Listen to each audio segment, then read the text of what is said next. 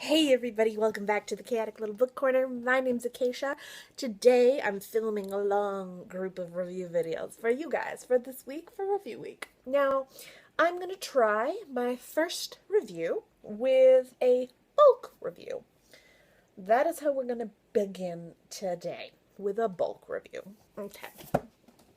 So this review is going to be for 3 different publishers. The first one is going to be for Formite Press. This is Feminist on Fire by Colleen Kieran. This, I will read you the back.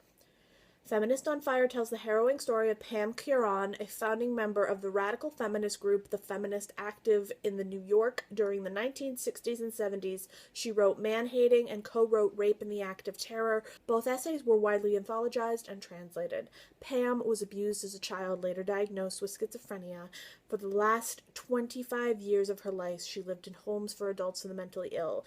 Feminist on Fire, a novel, is a mosaic of memories that travels freely back and forth throughout time and is based on the recollection of the research of the author, her niece. Although Pam was healthy at times, her illness was ever present, impendent to her extraordinary potential. So that is book 1 of Feminist Suffering from Schizophrenia. So how do we blend a schizophrenic feminist from the 1960s and 70s with a book from $2 Radio called The People Who Watched Her Pass by Scott Bradfield?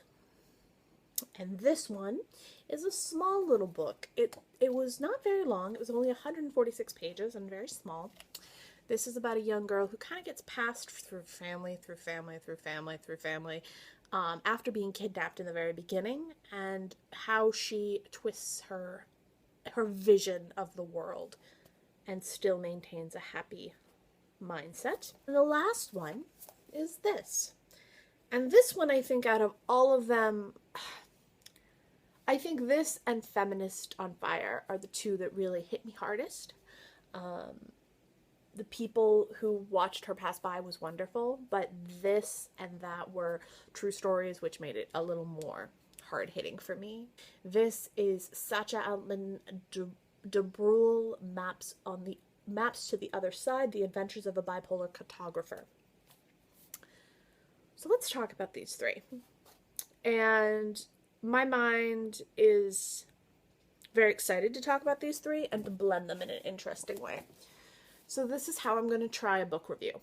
I'm going to discuss these 3 books and how they all overlapped into the same feeling and emotions that they caused and stirred within me. Now, let's begin here. Feminist on Fire. This one was hard-hitting for me, regardless of how wonderful it was. It was the toughest for me to read. I read it in one sitting.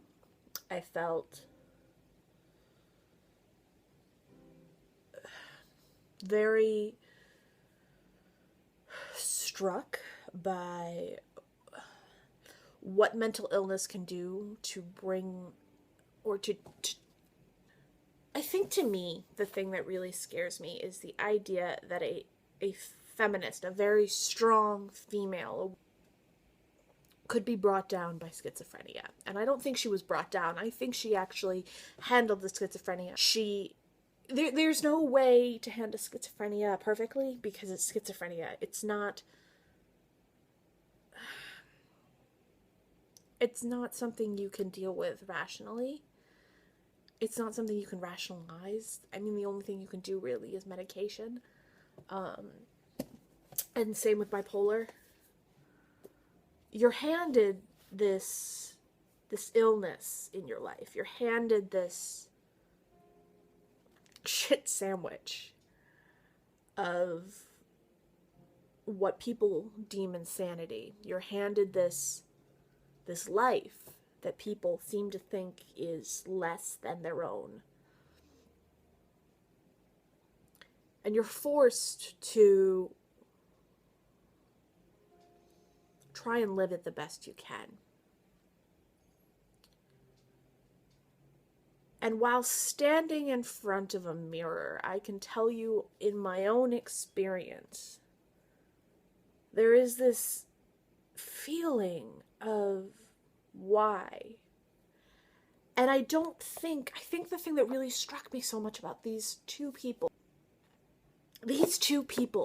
were in the middle of amazing things, and they did amazing things for communities, and he helped the mentally ill find homes and spaces and places to be themselves, and he designed spaces for people to be safe, and she designed this roadway to a safer environment for women.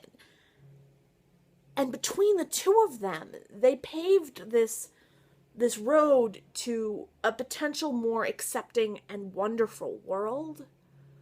But we sometimes just chalk them up to crazy because of their illness.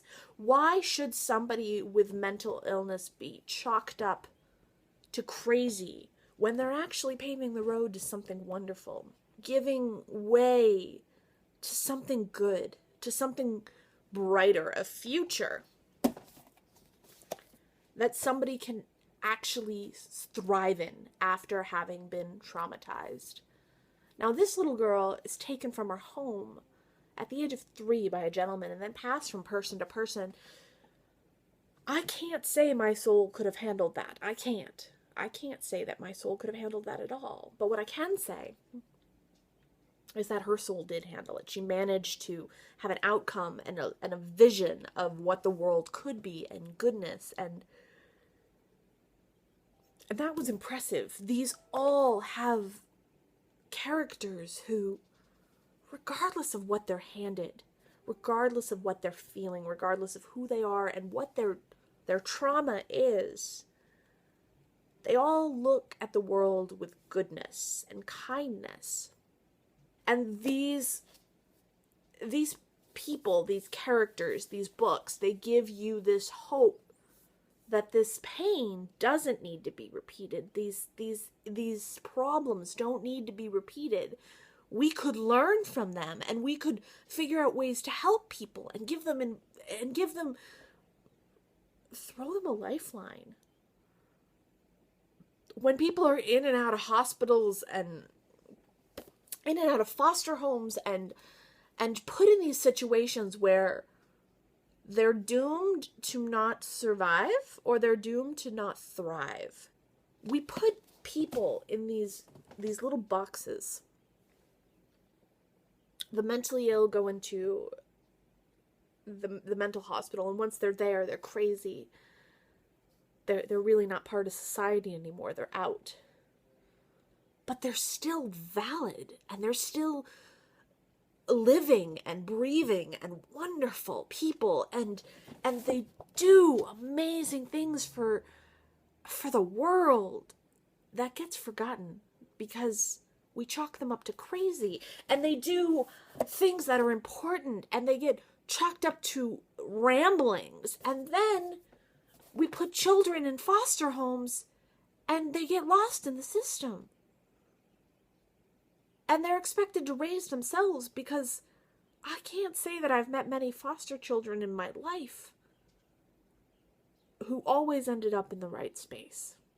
Some of them are lucky. Some of them get out of the system. But some of them have to raise themselves. Some of them have to be their own parent. And no child should be their own parent.